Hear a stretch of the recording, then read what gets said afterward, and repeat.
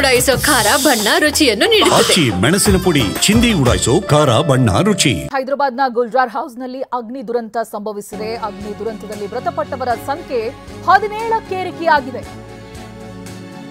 8 ಇದ್ದಿದ್ದು 17 ಆಗಿದೆ ನೋಡಿ.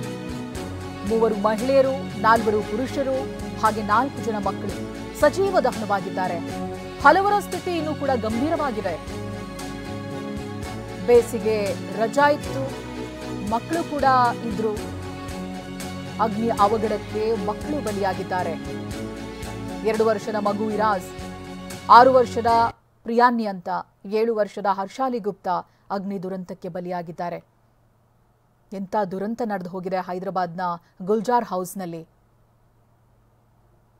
ಕೆಲವರು ಆ ಸ್ಥಳಕ್ಕೆ ಭೇಟಿ ಕೊಟ್ಟಂತ ನಾಯಕರು ಹೇಳೋ ಪ್ರಕಾರ ಅಗ್ನಿಶಾಮಕ ದಳ ಸಿಬ್ಬಂದಿಗಳು ಬಂದಿದ್ದು ತಡವಾಯಿತು, ದಟ್ಟವಾದಂತಹ ಹೊಗೆ ಆವರಿಸಿತ್ತು, ಅದರಲ್ಲೇ ಉಸಿರುಗಟ್ಟಿ ಪ್ರಜ್ಞೆ ಕಳ್ಕೊಂಡವರು ಕೂಡ ಇದ್ದಾರೆ ಅಂತ. ಚಾರ್ಮಿನಾರ್ ಬಳಿ ಇರುವಂತ ಗುಲ್ಜಾರ್ ಹೌಸ್ ಕಟ್ಟಡದಲ್ಲಿ ಶಾರ್ಟ್ ಸರ್ಕ್ಯೂಟ್ ಆಗಿರುವಂತಹ ಶಂಕೆ ಕೂಡ ವ್ಯಕ್ತವಾಗ್ತಾ ಇದೆ. ಅಗ್ನಿಶಾಮಕ ದಳ ಸಿಬ್ಬಂದಿ ಹಾಗೆ ಪೊಲೀಸರು ಬೆಂಕಿ ನಂದಿಸಿದ್ದಾರೆ. ಇನ್ನು ಅಧಿಕಾರಿಗಳಿಂದ ಸಿಎಂ ರೇವಂತ್ ರೆಡ್ಡಿ ಮಾಹಿತಿಯನ್ನ ಪಡೆದಿದ್ದಾರೆ. ಮೃತರ ಕುಟುಂಬಕ್ಕೆ ಸಾಂತ್ವನ ಕೂಡ ಹೇಳಿದ್ದಾರೆ. ಕೇಂದ್ರ ಸಚಿವ ಕಿಶನ್ ರೆಡ್ಡಿ ಭೇಟಿ ನೀಡಿ ಪರಿಶೀಲಿಸಿದ್ದಾರೆ. ದೊಡ್ಡ ದುರಂತವೇ ನಡೆದು ಹೋಗಿದೆ ಗುಲ್ಜಾರ್ ಹೈದರಾಬಾದ್ನಲ್ಲಿ. 17 ಜನ ಸಾವನ್ನಪ್ಪಿದ್ದಾರೆ. ಹಾಗೆ ಉಳಿದಂತವರ ಸ್ಥಿತಿ ಗಂಭೀರವಾಗಿದೆ ಅನ್ನೋದಾಗಿ ಹೇಳಲಾಗ್ತಾ ಇದೆ. గతంలో కూడా మనము హైదరాబాద్ నగరంలో అనేక ప్రమాదాలు చూస్తా ఉన్నాము.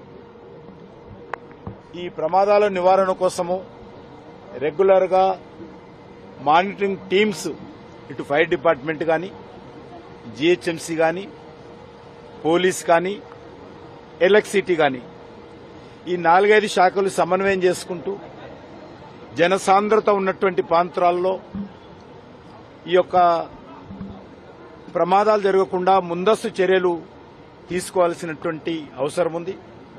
ఇదేదో రాజకీయపరమైనటువంటి అంశం కాదు, ఎవరిని విమర్శించాల్సినటువంటి పద్ధతి కూడా మంచిది కాదు.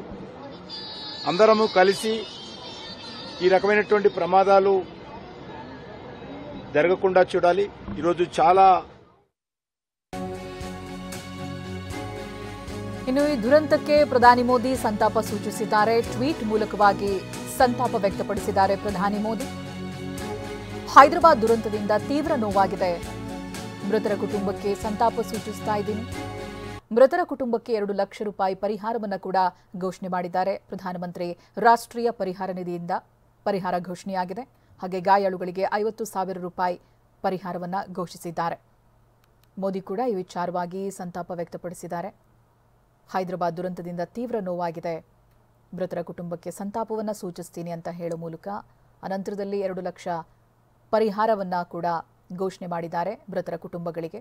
ಹಾಗೆ ಗಾಯಾಳುಗಳಿಗೆ 50,000 ರೂಪಾಯಿ ಪರಿಹಾರವನ್ನು ನೀಡ್ತಾ ಇದ್ದೀವಿ ಅನ್ನೋದಾಗಿ ತಿಳಿಸಿದ್ದಾರೆ. ಗುಲ್ಜಾರ್ ಹೌಸ್ನಲ್ಲಿ ನಡೆದಿರುವಂತಹ ಅಗ್ನಿ ದುರಂತ 17 ಜನರನ್ನ ಬಲಿ ಪಡೆಯುತ್ತೆ. ಇದಾಗಲೇ ಕೇಂದ್ರದ ಕೆಲ ನಾಯಕರು ಸ್ಥಳಕ್ಕೆ ಭೇಟಿಯನ್ನು ಕೊಟ್ಟಿದ್ದಾರೆ.